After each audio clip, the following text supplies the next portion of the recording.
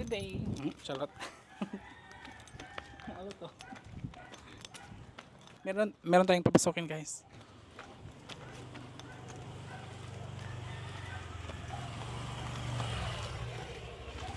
Meron tayong iha-house raid.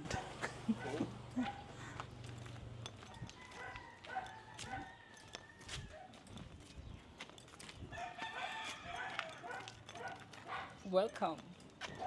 Welcome sa bahay ni RC. Charot.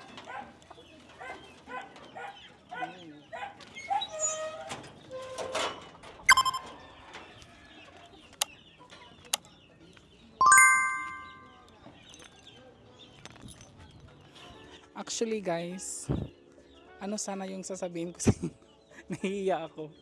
Pero hindi ko sana to siya i-reveal. Pero siguro kailangan na.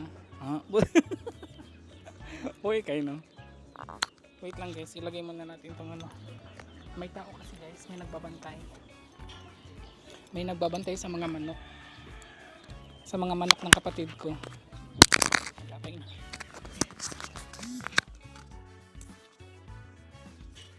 So, ang dami nilang mga manok dito, guys. Tsaka mayroon pang ito, sasakyan ng kapatid ko, dito nila pinark. So, meron kasi akong gustong ipaano, ano ba? Dito, guys, dito tayo. Dito tayo sa bahay ko. Pasensya na kasi merong natutulog. Huwag na lang tayong papasok doon kasi may aso. So, yan pala yung bahay ko. At meron kami ditong puso. Kita niyo yung puso yan, guys. Bago yan, 3 weeks na ata yan kasi before akong pumunta dito, pinaano ko siya kasi walang tubig dito. Very, very mainit. At ang mga tanim dito is hindi siya mabubuhay kasi walang tubig. Actually, guys, itong lupain na to is binili ng partner ko para sa akin. At malapit lang to sa bahay namin, guys. Mga few walks lang. Tsaka ipapakita ko sa inyo yung mga tanim dito.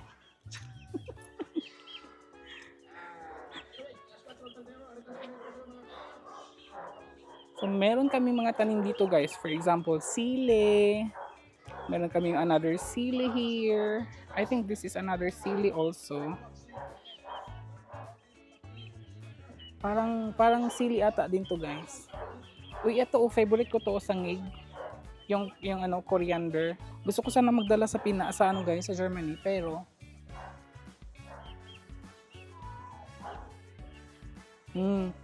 bango. Gusto ko sana magdala nito sa sa Germany, pero baka hindi pwede. Takot ako. So ayan lang, guys. This is meron na tayong bagong revelasyon. Meron pala tayo ditong bayabas. At saka meron tayo diyang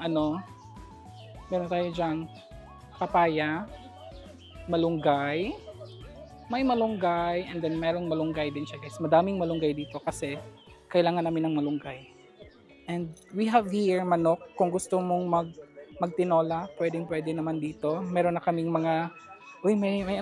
meron kaming sili at sal. I think this is yan, guys, beans ata yan. So, tapos may mga dito. Mayroon tayong mga tanglad, and mayroong another papaya. Ano to? Ay, okra. Okra pala yan, okra. So, ayan po. This is my humble house. House pa to? Natunog kong kuwanda. Meron nga pala akong guest, guys. Sila yung may bata pa dyan, Kisa na anak ko kuan. Ano din? Ano din? Kadako na gud sa bata. Nawa na lagi na. Ayan po si Georgian at saka si Lizzie. Sila po ang aking mga dito. Sila po ang mangguguna dito mamaya. So kailangan nilang Kailangan kasi natanggalin tong mga dito. Sila po yung farmers.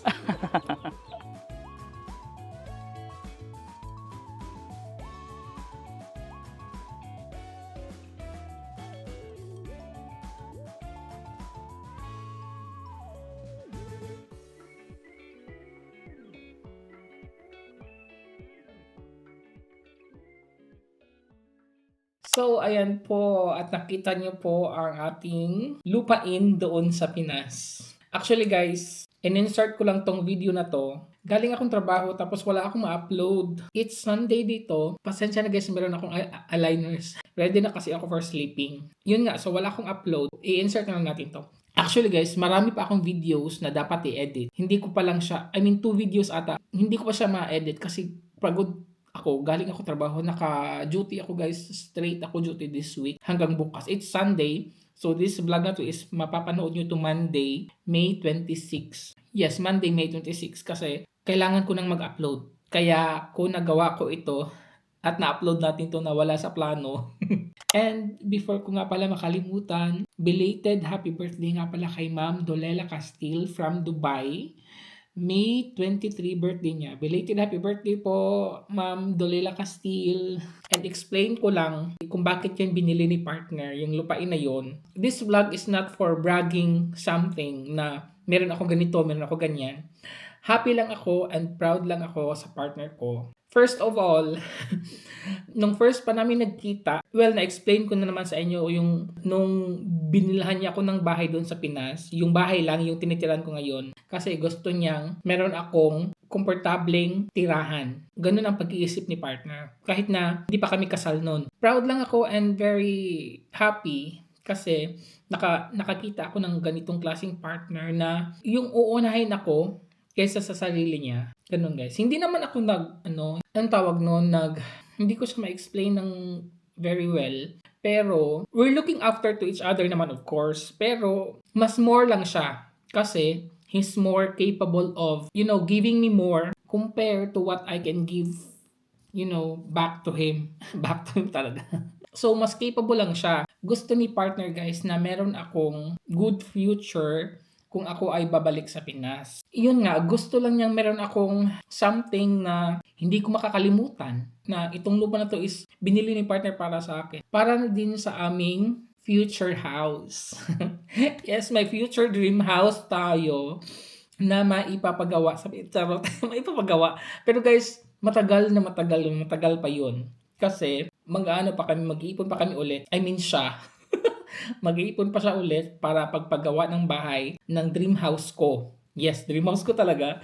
Of course, guys. So, gusto lang niya na meron kaming, na amin, gano'n, na meron talagang titulo na nakapangalan sa akin. Yun ang gusto niya. Kaya very, very proud talaga ako sa partner ko. Hindi ako nagpapaano guys gusto ko lang talaga siyang i-share.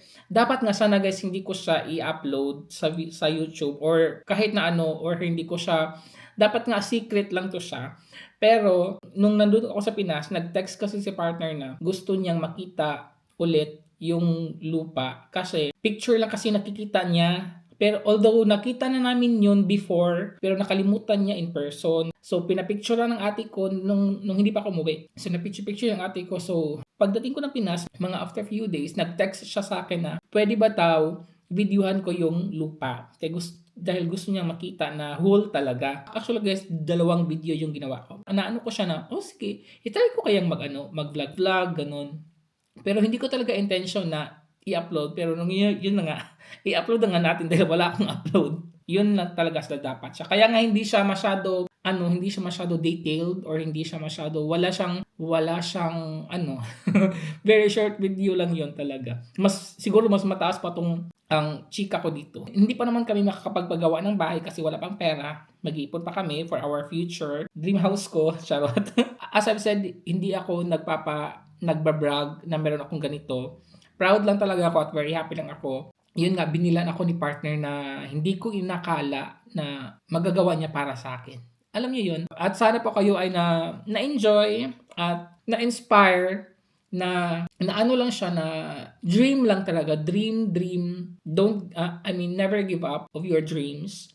Keep on dreaming lang tayo talaga. And of course guys, dapat kung meron tayong dream, of course, gagamitan natin ng gawa. Diba? Hindi lang tayo magdi-dream na nakaupo, na nakahiga, na nakatulog na magdi-dream.